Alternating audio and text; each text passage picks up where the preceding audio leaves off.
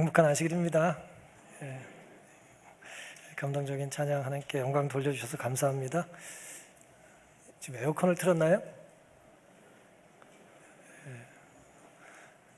에어컨을 튼 시절이 맞군요.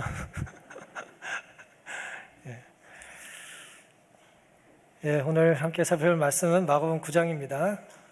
23절, 24절 말씀 제가 봉독하겠습니다.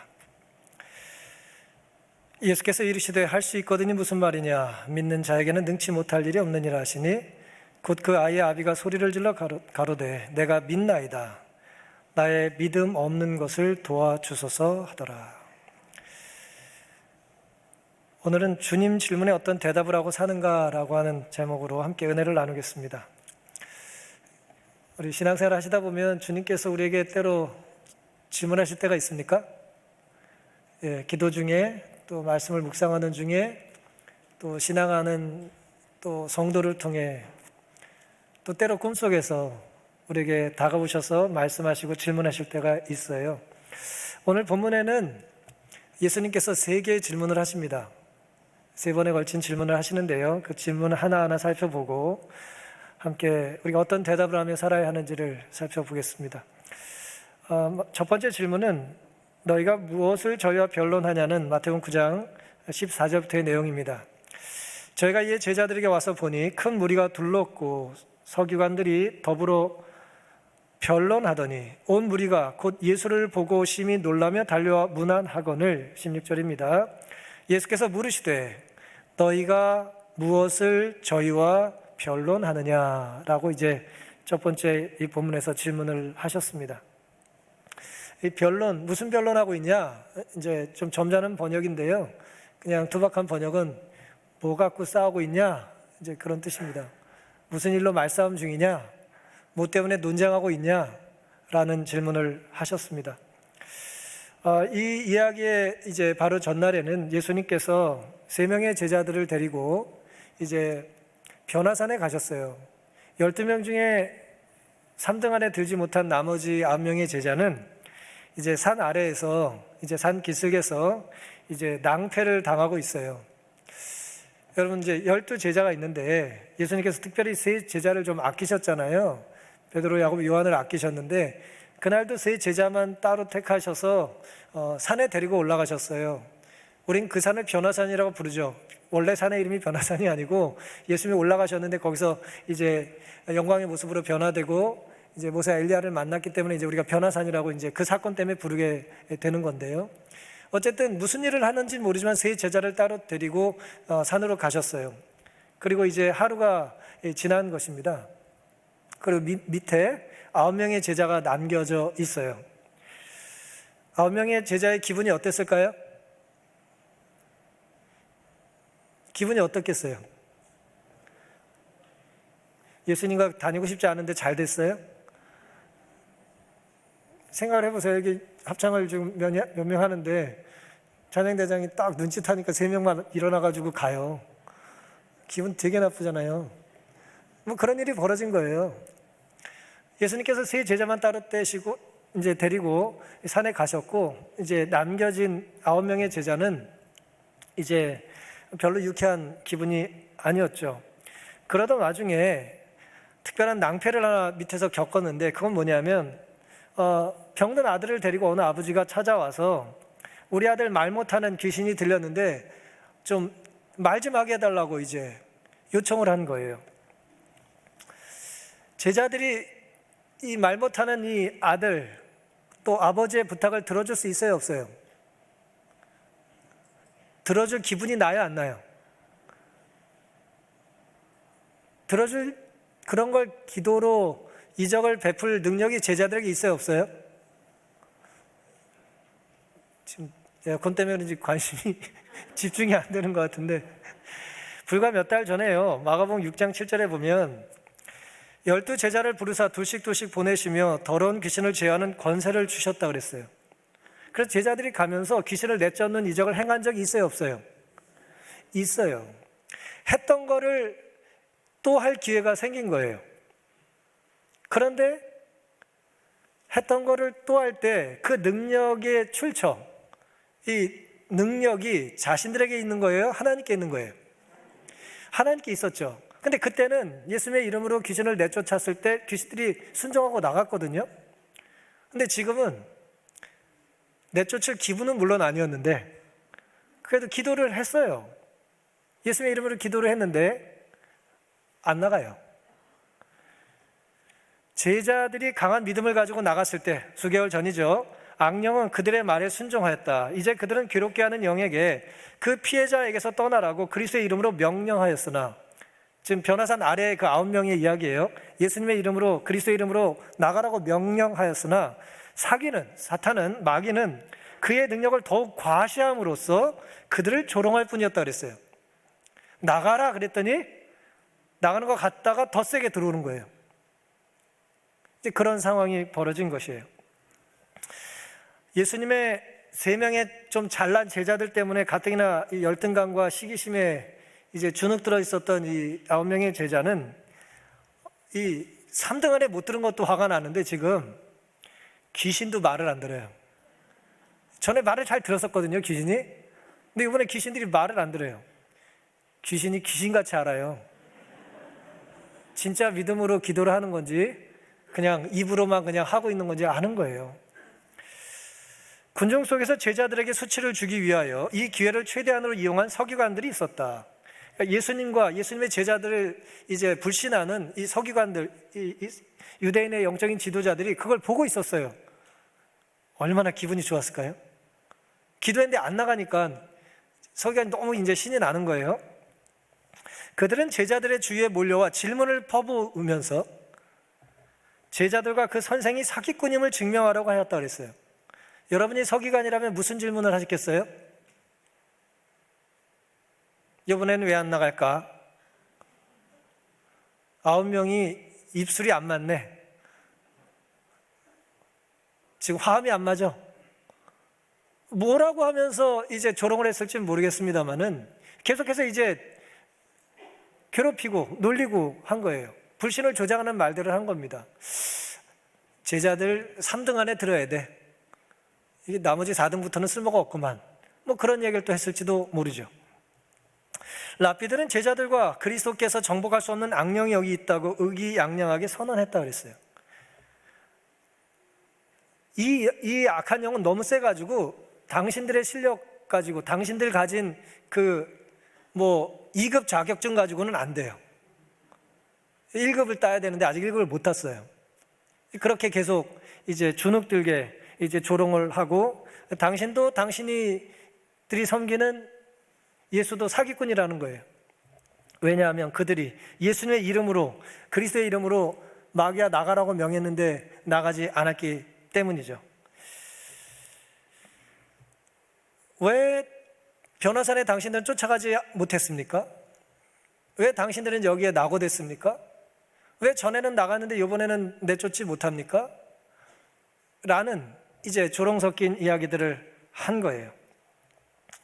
역부족이군요. 그렇게 이제 이야기를 한 거죠. 사랑하는 성도 여러분, 그 모습에 예수님께서 하셨던 질문이 이제 내려오셔서 뭐 갖고 싸우고 있냐? 지금 그러고 있는 거예요. 너희들은 능력이 없다? 무슨 소리냐? 우린 할 수 있는데 지금 뭐가 좀 이상하다. 그러면서 계속 이제 논쟁을 하고 있는 거예요. 우리를 욕하는 건 참지만 예수님을 욕하는 건 못 참어. 또 그러면서 또 싸웠을지도 모르겠습니다. 9명의 제자들은 주님과 자신들을 사기꾼 취급하는 서기관들과 격렬한 논쟁을 하고 있었어요. 너희들이 악령을 내쫓지 못하니 너희가 따르는 예수라는 존재도 별것 아니다 라는 것입니다. 누구든 그릇된 취급을 당하면, 제대로 대접을 받지 못하면 화가 납니까? 화가 나죠. 화가 나는 거예요. 자기들끼리 싸우는 것까지는 뭐 괜찮은데 남이 공격하는 것도 견디기가 힘든 거예요. 자기들끼리는 우열을 막 가지고 싸우면서도 남이 우리 보고 뭐라 그러면 이제 화가 나는 거잖아요. 거칠게 변론을 이제 논쟁을 벌이고 있었던 것입니다. 예수께서 세 제자를 선택하여 산으로 동행하게 하신 것은 9 제자의 시기심을 일으켰다. 기도하고 그리스도 말씀을 명상함으로써 믿음을 굳게 하는 대신에 그들은 낙담과 사사로운 불평에 사로잡혀 있었다. 이와 같은 어두운 상태에서 사탄과의 쟁투에 들어갔었다. 이길 수 있을까요, 없을까요? 이런 상태에서 사탄을 이길 수 있겠습니까? 안 되죠. 예수님의 능력을 온전히 힘입어서 기도하는 것과 그냥 기도를 흉내내는 것을 사탄은 알까요? 압니다. 왜 모르겠어요. 아무 생각 없이 이제 주술을 외우듯이 하는 신앙 고백과 전심을 다하여 정말 내 피를 토하는 심정으로 신앙 고백하는 것을 왜 영적인 존재인데 구분을 못하겠어요? 인간인 사람도 대충 아는데. 당연히 사탄은 이제 예수님의 힘이 아니니까, 예수님의 능력이 아니니까 자기가 지지 않는 거예요. 질 이유가 없는 거죠. 동료에게 시기심을 느낀 상태에서 자신들을 무시하는 서기관들에게 9명의 제자들은 적개심을 표출했습니다. 질투심에 사로잡힌 자가 제대로 된 변론을 하는 것은 불가능했던 것이죠. 에베소서 6장의 바울은 우리의 싸움과 이제 싸움의 대상이 어때야 하는지를 이렇게 기록합니다. 우리의 씨름은 혈과 육에 대한 것이 아니요 정사와 권세와 이 어둠의 세상 주관자들과 하늘에 있는 악의 영들에게 대함이라고 이제 일갈했습니다. 사람과 더불어 싸우지 말라는 거예요. 악한 영이 있다는 거예요. 사탄과 더불어 싸우라는 거예요. 우리의 변론에서 내가 옳다는 것을 아무리 강력하게 논리적으로 합리적으로 주장해도 그 변론에서 우리가 승리를 한다 할지라도 예수님께서 그 논쟁에서 변론에서 말싸움에서 드러나실 수 없다면 그 싸움은 싸울 필요가 있어요, 없어요? 싸울 필요가 없는 거예요. 예수님의 이름으로 싸우지만 예수님의 정신과 태도가 결핍되어 있다면 그 전쟁은, 그 싸움은 승리할 가치가 없는 것입니다. 불필요한 시간과 재정과 에너지의 낭비가 되는 것이죠. 우리가 싸울 대상은 우리 옆에 있는 우리가 사랑해야 될 사람들이 아니라 악한 영이라는 것을 잊지 않고 사시기를 간절히 바랍니다. 혹 지금 우리 마음속에 우리 상태가 누군가 지금 논쟁을, 치열한 말다툼을 혹은 때로 침묵으로 이제 뭔가 논쟁하고 변론하고 있다면 이 싸움이 하나님을 위한 싸움인가 아니면 나의 자존심을 내세우기 위한 것인가를 돌아보시고 하나님께서 기뻐하실 만한 영적인 태세 전환이 우리에게 있게 되기를 간절히 바랍니다. 예수님은 본문에서 두 번째 질문을 하셨는데요. 그건 21절부터입니다. 예수께서 그 아비에게 물으시되 언제부터 이렇게 되었느냐 그러셨어요.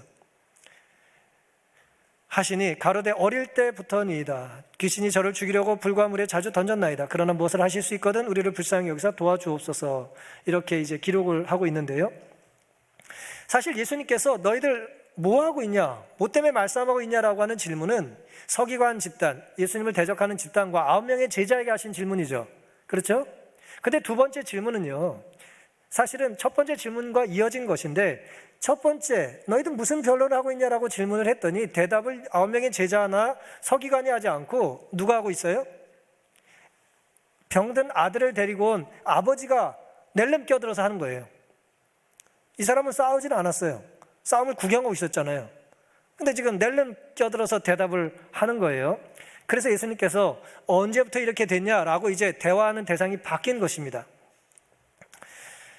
귀신 들린 아이의 아비가 견딜 수 없어요. 참을 수가 없는 거예요. 그러니 이제 아들의 이야기를 이제 늘어놓습니다. 귀신 들린 아들은 거품 흘리고 이를 갈고 점점 말라 죽어가고 있다는 거예요. 내 아들 좀 살려주십시오.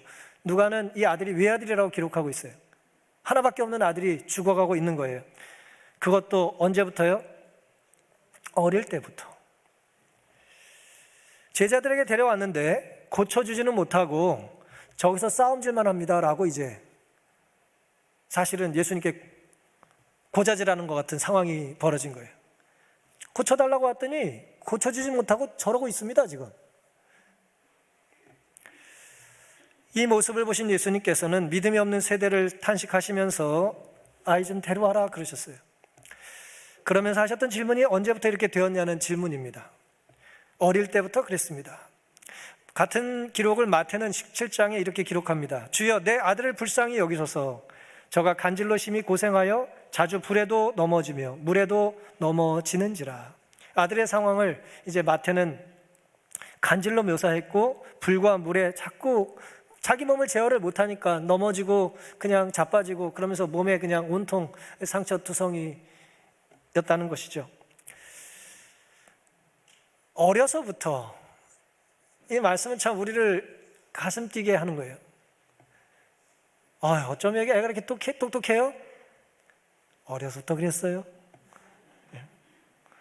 어떻게 이렇게 바이올린을 잘해요?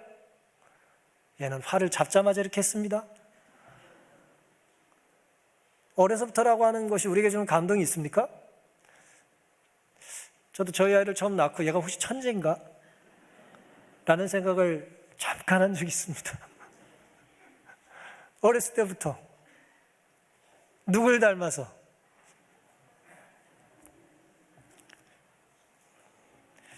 어려서부터 참 눈물 나는 이야기죠. 너무나 오랜 동안 고생하고 실패하고 조롱당하고 소망 없이 산 것입니다. 그 아버지는 그래서 예수님께 이제 이야기를 하는 거예요. 어려서부터 귀신이 들렸습니다. 어려서부터 귀신 들린 아이 본 적 있으세요? 얼마나 절망적인 얘기입니까? 어려서부터. 기억도 나질 않아요.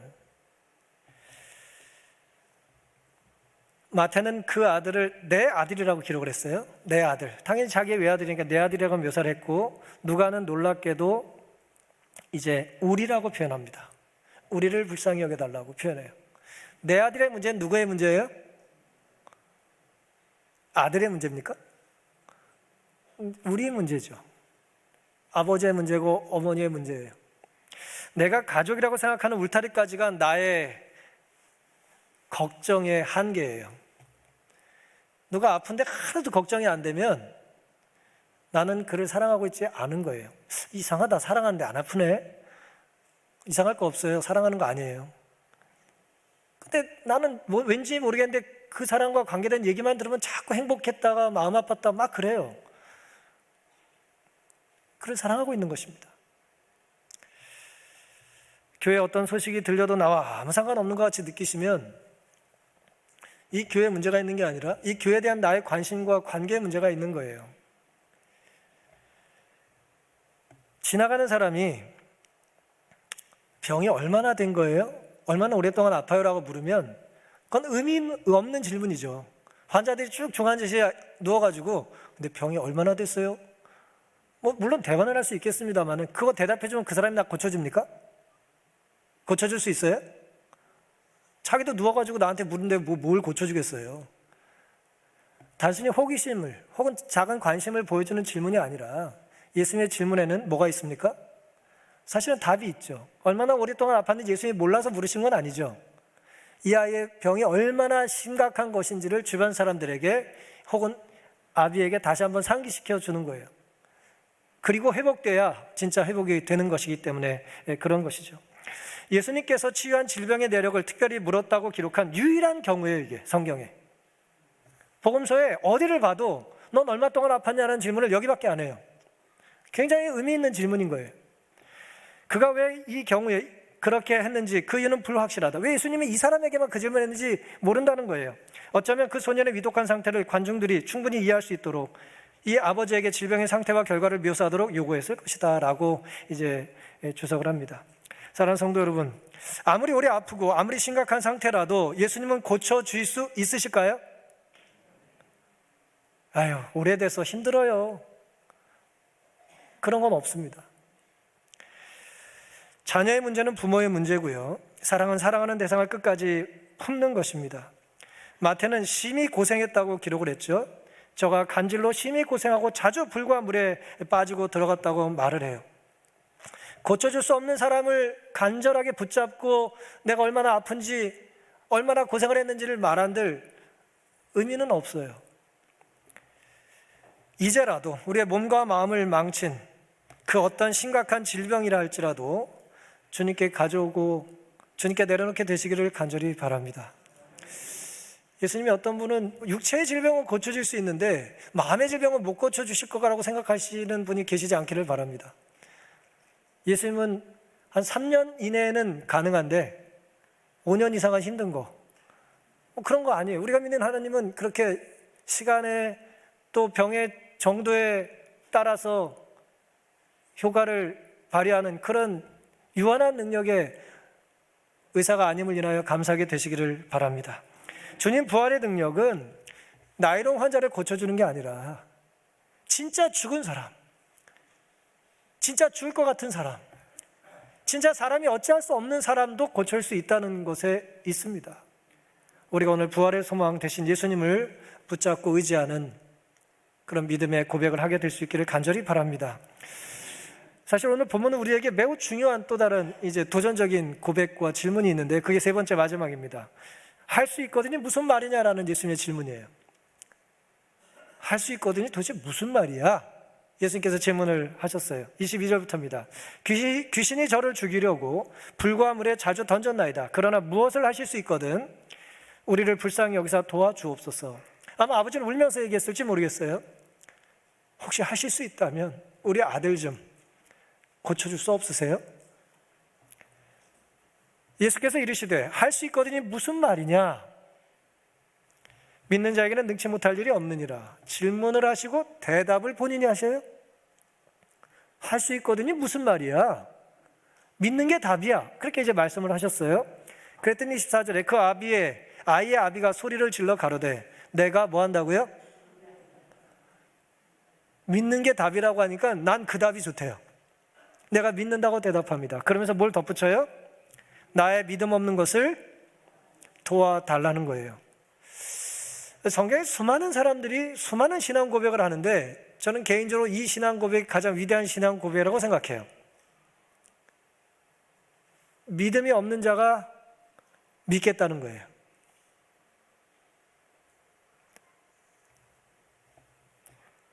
놀라운 신앙 고백 아닙니까? 얼마나 진솔하고 아름답고 눈물 나는 고백이에요. 무엇을 하실 수 있거든 우리를 불쌍히 여겨 달라는 아버지의 간청은 감동적이에요. 우리를 불쌍히 여겨 달라는 거예요. 아들의 문제가 해결되지 않으면 나는 살 수 없다는 거예요. 그 마음에는 무엇을 하실 수 있거든이라는 마음 안에는 너무나 간절한 마음을 가지고 예수님께 질문을 하지만, 요청을 하지만, 그러면 예수님께서 모든 걸 고칠 수 있다면 좋겠다는 기대와 함께 뭐가 있어요? 의심이 있어요. 의심이 있는 거예요. 하실 수 있거든. 고쳐주십시오. 화이슨 그래서 이렇게 기록을 하셨어요. 지금도 그 아버지는 하실 수 있거든 하면서 그리스도의 능력을 의심했다 그랬어요. 그러니까 의심하면서 도움을 요청하는 것입니다. 잊혀진 제자도라고 하는 책을 달라스 윌라드라고 하는 이제 신학자이자 철학자이자 이제 아주 영향력 있는 목회자가 있는데요. 그분이 쓴 책의 제목이 잊혀진 제자도예요. 이 책의 원래 제목은 The Great Omission이라는 제목입니다. 그러니까 엄청난 게 빠졌다 뭐 그런 뜻이에요. 이 말은 이제 그 말장난을 한 거예요. The Great Commission이라고 하는 예수님의 이제 대명령, 대사명, 대위임을 우리가 실천 못했다 이거예요. 우리에서 뭔가 빠뜨렸다라는 이제 내용의 책인데요. 그래서 제목이 이제 우리가 따라야 될 제자도 대사명을 이루지 못하고 우리 그걸 빼먹었다. 그래서 잊혀진 제자도라고 이제 번역을 했는데 이 내용 중에 이런 말씀이 있습니다. 이분이 이제 유수한 기독교 대학에서 교수단 수련회를 하고 있었대요. 그래서 이런 강당에서 예를 들어 강당에 모여서 교수들에게 하나님이 어떤 분인지, 우리가 믿는 예수님이 어떤 분인지를 아주 강력하게 변증적으로 논리적으로 이제 위대한 학자니까 설교를 이제 강의를 했던 거예요. 그러면서 이렇게 이제 이야기를 했답니다. 수련회 강사가 예수님이라면, 내가 아니라 예수님이라면 당신들 교수님들에게 무슨 말씀을 하시겠습니까? 라고 이제 질문을 드렸어요. 그래놓고 대답을 잘 안 하니까 이렇게 본인이 대답을 합니다. 예수님이 이렇게 말씀하실 거라는 거예요. 너희는 왜 다양한 연구와 전문 분야에서 나를 존중하지 않느냐? 다시 말씀드린 각 전공별 교수들이, 전문 교수들이 다 PhD 박사들이 앉아 있는데 넌 네 분야에서 왜 나를 무시하는 거야? 라는 질문을 하실 거라는 얘기를 이제 달라스 윌라드가 한 거예요. 너는 왜 나를 너희 분야의 연구와 학식의 대가로 인정하지 않아? 라고 예수님께서 질문하실 거라는 거예요. 그랬더니 이 교수님들 반응이 재밌었대요. 신실한 이제 교수님들은 좀 반성하는 표정을 지면서 맞아, 내가 좀 부족해, 내 분야에서 예수님을 이제 왕처럼 섬기지 못했어라는 반응도 있고요. 또 다른 많은 반응은 진담이야? 라는 식의 반응을 보였다는 거예요. 예수님이 내 전공 분야에 대해서 뭘 하셔? 예? 예수님이 컴퓨터를 하셔? 예수님이 뭐 도덕 선생님쯤은 될지 모르겠지만, 뭐 인문학을 조금 아실지 모르겠지만, 어떻게 생물학을 하셔? 뭐 그런 식의 이제 반응이 있었다는 거예요. 정말이야? 진담이야? 이제 그렇게 반응을 했다는 거예요. 예수님이 대수학, 경제학, 경영학, 불문학 같은 분야의 대가라는 개념을 떠올린 적이 없었다는 식의 반응을 한 거예요. 그래서 우리 안에는 예수님과 지적인 능력을 분리하는 경향이 있다는 거예요. 우리 안에는. 예수님은 박학다식하다, 예수님은 똑똑하다는 말을 자연스럽게 예수님과 연결시키는 사람은 천에 하나밖에 없다는 식으로 글을 썼습니다. 그분은 지각이 없는 분이라고 사람들은 간주한다는 거예요. 그렇다면, 그렇게 똑똑하지 않다면 예수님이 그냥 착하기만 하고 퍼줄 줄만 알고 그런 똑똑하지 않은, 탁월하지 않은 그런 예수님이라면 우리가 진심으로 그분을 주님으로 섬길 수 있겠어요? 그럴 수 없지 않겠습니까? 하나님이신 분이 어떻게 어리석고 무지할 수 있겠어요? 그럼에도 불구하고 믿는다는 그리스도인들인데도 불구하고 매 순간 그의 삶의 실존 속에서 예수님을 기막히게 무시하는 사람들이 이제 허다한 것입니다. 따라서 예수님에게 의견을 묻지 않는 거예요. 내가 전공 분야에 공부를 하면서 막히면 질문하지 않는 거예요. 왜? 이걸 모르실 텐데 뭐하러 질문을 해요? 우리가 어느 순간 어떤 교육을 많이 받다 보면 육신의 부모님들보다 세상의 지식이 좀 더 많아진다는 걸 느낄 때가 있지 않아요? 그때 안 묻잖아요, 잘. 그런 것 같은 이제 현대 지성인들이 많다는 거예요. 결국은 예수님을 존중하지 않는다는 거죠. 큰 능력의 소유자로 진지하게 취급받지 못하는 예수님을 믿지 않는 거예요. 만약에 그렇게 우리가 생각하고 산다면 어떻게 그분을 흠모하며 섬길 수 있겠냐는 것입니다. 그래서 이 책에서 잊혀진 제자도의 핵심은 그거예요. 명령하신 분의 권위를 더 이상 존중하지 않는 것입니다. 수술실에 기도하지 않고 들어가는 거예요, 의사들이. 생명을 창조하신 하나님께 의지하지 않는 거예요. 다 그렇다는 게 아니라 그럴 경향이 이제 농후하다는 것이죠. 사람들 가운데 거니시면서 병든 자를 고치시고 사기를 내쫓으신 그리스도께서는 오늘날에도 역시 능력 있으신 구세주이시다. 믿으십니까? 믿음은 하나님의 말씀에서 온다. 그의 발 아래 몸을 던지고 내가 믿나이다, 나의 믿음 없는 것을 당신께서 도와주소서라고 부르짖으라. 그대가 이렇게 하는 동안 결코 멸망할 수 없다. 결코 그럴 수 없다. 예수님은 2000년 전 이스라엘 백성들에게만 구원자가 아니고 오늘 우리에게도 구원자 되심을 믿으십니까? 주의 발 아래 몸과 마음을 던지기로 결단하는 이 시간 우리가 되기를 간절히 바랍니다. 제자들은 예수께서 그 가장 괴롭고 몸소리 나는 장면, 곧 찌그러진 얼굴을 하고 인력으로는 고칠 수 없는 고통의 경련으로 인해 이를 가는 막이 들린 소년을 만나기 위하여 하늘의 사람들과 얘기하시고 빛나는 영광 중에 들린 음성으로 말미암아 하나님의 아들이라는 선언을 받으신 산에서 내려오시는 것을 보았다. 굉장히 만연체로 썼지만 핵심은 하나예요. 이 병든 아들을 고쳐주시려고 하늘에서 이 땅에 오셨고 변화산에서 내려오셨다는 거예요. 그 아들 고쳐주러 오셨다는 거예요. 오늘 우리의 질병이, 우리의 고민이, 우리의 연약함이, 우리의 죄의 습성이, 우리의 아집이 주님 앞에 내려놓아짐으로 고침받게 되기를 간절히 바랍니다.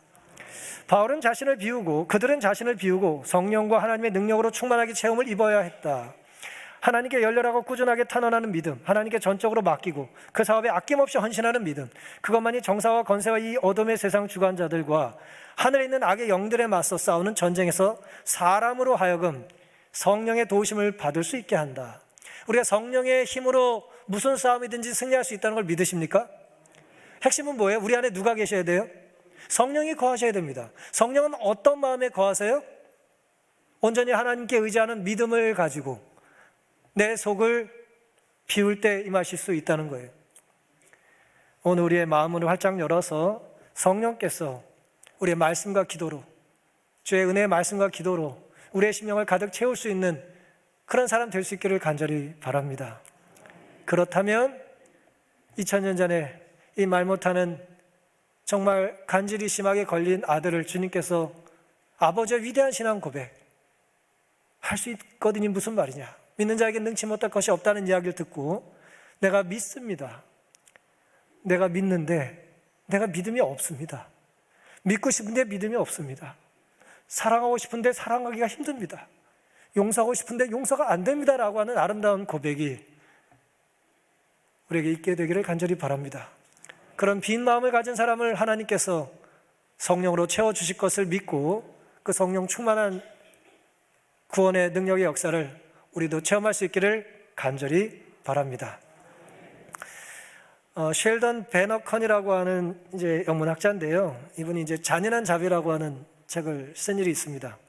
자비인데 뭐가 어떻대요? 잔인하답니다. 이 책은 사실은 이제 사랑하는 아내가 죽고 이제 고통을 겪고 있을 때 이 사람을 많이 사랑하는, 이 사람에게 예수님을 소개했던 C.S. 루이스가 그에게 건네준 편지의 표현이었어요. 그리고 그 말씀이 이제 그에게 너무 큰 위로가 돼서 하나님의 자비가 때로 잔인하게 느껴진다는 거예요. 그걸 가지고 자신이 어떻게 이제 데이비라고 하는 이제 여인과 결혼하고 이제 이 하나님을 믿지 않던 이 지성인 커플이 어떻게 영국으로 유학을 가고 옥스퍼드에서 하나님을 만났는지에 대한 여정을 기록해 놓은 책입니다. 아직 부인이 죽기 전인데요. 이제 옥스퍼드에서 C.S. 루이스와 종종 점심을 나눠 먹으면서 아주 가까운, 아주 친밀한 교제를 나눴던 시절의 이야기입니다. 한 번은 C.S. 루이스, 그가 먼저 나에게 이제 약속을 청했다는 거예요. 이스트 게이트라고 하는 식당에서 점심 약속을 이제 한 겁니다. 이제 영국의 펍이라고 그러죠. 이제 차도 마시고 이제 좀 음료도 마시는 그런 곳에서 이제 내가 한 턱 낼 테니까 거기서 봅시다. 12시에 보자고 약속을 이제 먼저 그가 잡은 거예요. 그리고 잡기 위해서 그때만 해도 엽서를 보냈답니다.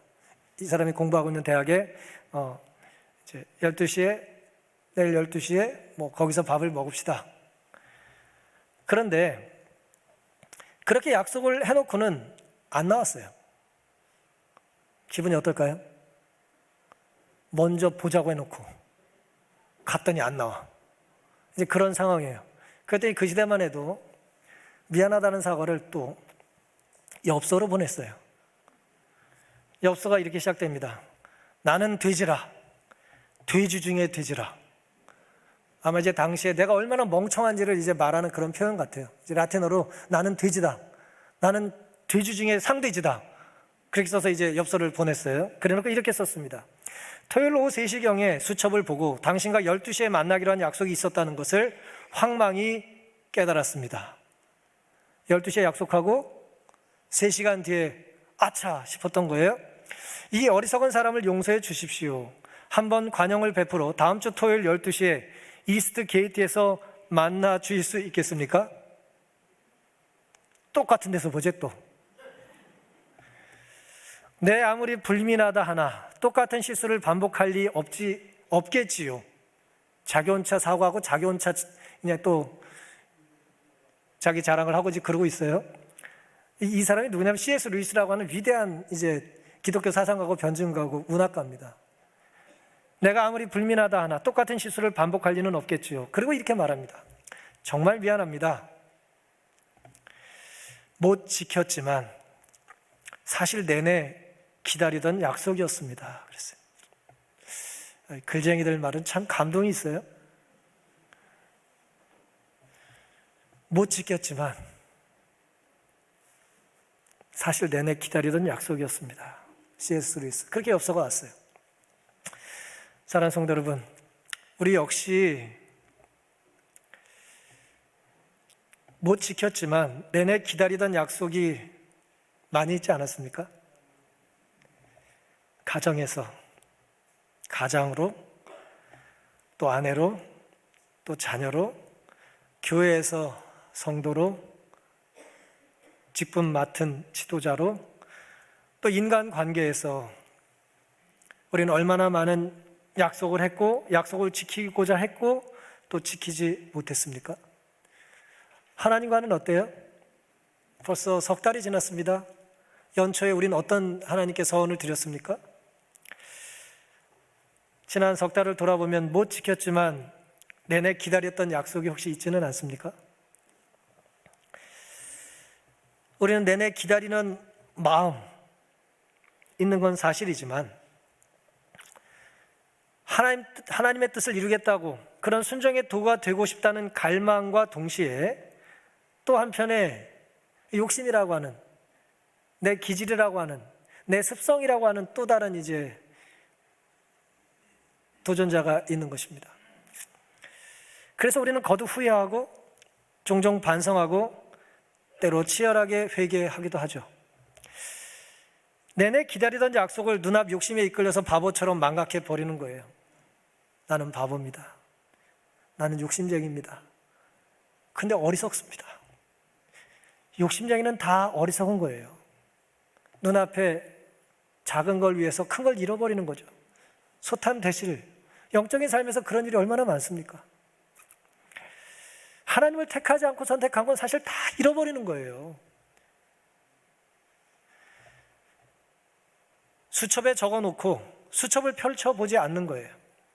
우리는 말씀과 기도가 우리의 삶을 거룩하게 이끈다는 걸 알아요. 하지만 무릎 꿇지 않고 즐겨 성경을 펴지 않는 것입니다. 알지만, 약속했지만 그걸 상기시켜주는 상황과 환경으로 나를 몰아가지 않는 거예요. 우리를 하늘과 연결시키고 흑암의 권세와 겨루어 쌓을 힘을 주는 것은 믿음이다. 하나님께서는 모든 죄악적인 특성을 정복하고 아무리 강력한 시험이라도 모두 대항할 수 있는 방도를 그리스도 안에 준비하셨다. 그러나 많은 사람들이 자신들은 믿음이 부족하다고 생각하므로 그리스도에게서 떨어져 있다. 이런 사람들은 저희의 어쩔 수 없는 무가참을 가지고 긍휼하신 구주의 자비에 전적으로 자신을 맡기도록 하라. 자기를 보지 말고 그리스도를 쳐다보라. 사랑하는 성도 여러분, 전 이 아버지의 신앙 고백을 참 존경합니다. 아들을 살리기 위해서 내가 믿는 쪽을 택하겠다는 거예요. 근데 제대로 믿어보지 않았기 때문에 자기에게 믿음이 없다는 걸 알아요? 아는 것입니다. 하겠다고 자원해놓고 해본 적이 없습니다라고 말하는 거예요. 내가 하나님께서 원하시는 삶을 살겠다고 몸을 던져놓고는 이거 안 해본 건데요? 라고 말하는 것입니다. 세상이 우리에게 주는 많은 절망감은요, 이 구직자들에게 경험자를 우대한다는 거예요. 일할 수 있는 기회를 주지도 않으면서 경험자만 뽑는 것입니다. 하나님은 그런데 우리가 해보지 않은 쪽을 택할 때 우리를 전문가처럼 받아주세요. 한 번도 실패해보지 않은 사람처럼 믿어주시는 것입니다. 이번 주 12시에 다시 만나요라고 하면 지난주 12시라는 말만 들어도 그냥 경기가 나는데 안 나와놓고 똑같은 데서 만나자 그래요? 그런데 상처받지 않으신 분처럼 우리를 믿어주신다는 것입니다. 저는 그런 하나님의 은혜와 자비를 감사합니다. 주님은 먼저 약속을 해놓고 약속을 어긴 후에 자신을 바보라고 고백하고 자비와 용서를 구한 후 한 번 더 기회를 달라며 때를 쓴 C.S. 루이스 같은 우리를 사랑하십니다. 그리고 못 지켰지만 사실 내내 기다리던 약속이었다는 고백을 우리가 할 때마다 주님은 사랑의 미소로 우리를 쳐다보십니다. 저놈 또 거짓말이네.